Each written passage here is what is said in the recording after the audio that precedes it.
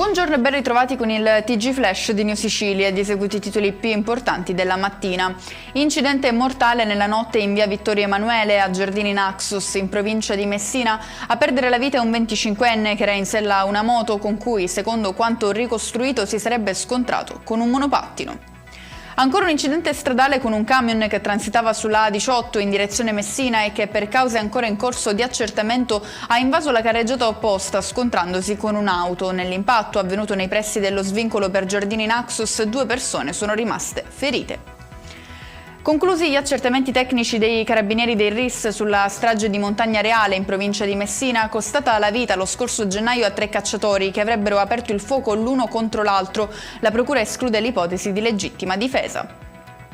Da Barcellona a Catania con 13 kg di cocaina nascosti nell'auto. Finiscono così nei guai 3 persone, tutte originarie di Lentini. Una di loro è in carcere, mentre per le altre 2 valgono le misure cautelari alternative.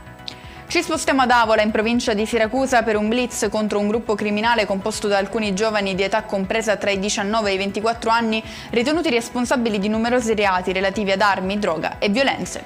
E con questo è tutto, prossimo appuntamento stasera alle 19:30. Grazie per averci seguito, buon proseguimento di giornata.